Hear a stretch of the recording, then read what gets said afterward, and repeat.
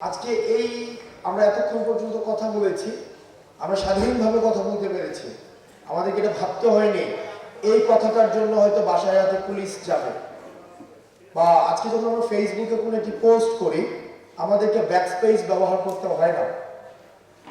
আজকে দেখা যায় অধিকাংশ সময় আমাদের দেশের কিছু টকশোজীবী এই 4 মাসে আমরা কি পেলাম, 4 মাসে বাংলাদেশ একদম রসাতলে চলে গিয়েছে, আহাজারি, সুখ, কষ্ট, এগুলো সবসময় বর্ণনা করতে থাকেন। কিন্তু তারা যেভাবে আজকে সুখ প্রকাশ করেন টকশোতে, যেভাবে আহাজারি প্রকাশ করেন টকশোতে, গত 16 বছরে তাদের এই আহাজারি প্রকাশ করতে আমরা শুনিনি। অত্যাচারের বিরুদ্ধে, অন্যায়ের বিরুদ্ধে, গুমের বিরুদ্ধে, খুনের বিরুদ্ধে, নির্যাতন এবং নিপীড়নের বিরুদ্ধে আমাদের ক্রোধ রয়েছে, এই তরুণ প্রজন্মের ক্ষোভ রয়েছে, আমাদের চোখে ক্রোধ রয়েছে তাদের বিরুদ্ধে, সেসব কলমের বিরুদ্ধে যে কলমগুলো ফেসিবাদের সমর্থনে এতদিন পর্যন্ত লিখে গিয়েছে। আমাদের ক্রোধ রয়েছে সেসব বিচারকদের প্রতি, যেসব বিচারকের কলম দিয়ে ইনসাফের পরিবর্তে জুলুম লেখা হয়েছে, যেসব বিচারকের কলম দিয়ে মজলুমের গলায় ফাঁসির রশি লেগেছে।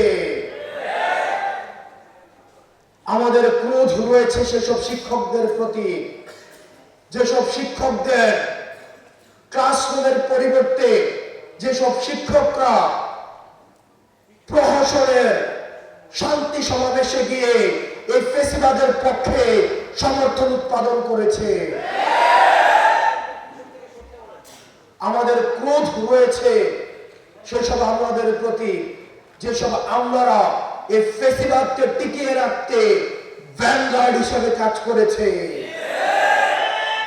আমাদের ক্রোধ রয়েছে সেসব ব্যবসায়ীদের প্রতি, যেসব ব্যবসায়ীরা 27শে July mother of terror Sheikh হাসিনার কাছে গিয়ে উন্নয়নের বায়াত নিয়ে এসেছে।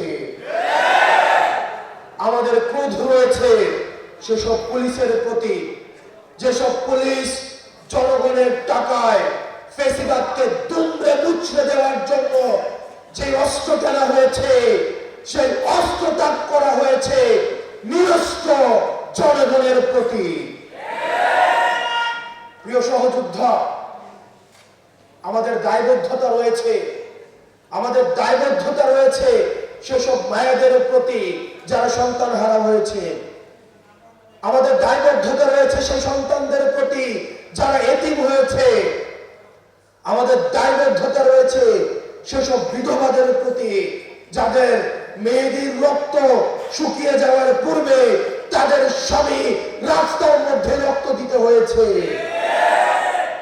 আমাদের 16 বছরের আঘাত, এই টকশোজীবী কিছু বুদ্ধিজীবী যারা ভারত থেকে যাদেরকে ফাইন্যান্স করা হয়, তাদের কথা শুনে আমাদেরকে ভুলে গেলে চলবে না। আমাদের এই আওয়ামী জাহিলিয়াতের অত্যাচার এবং নিপীড়ন আমাদের বারবার মনে করতে হবে। আপনাদেরকে মাথায় রাখতে হবে, আমাদের মুভমেন্ট দুই ধরনের হয়, ফরওয়ার্ড মুভিং এবং ব্যাকওয়ার্ড মুভিং।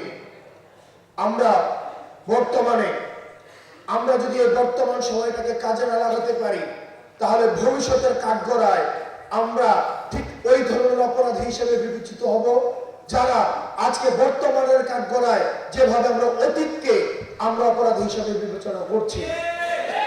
সেজন্য আপনারা যারা তরুণ প্রজন্ম রয়েছেন, আপনার এবং আমার দায়বদ্ধতা অনেক বেশি।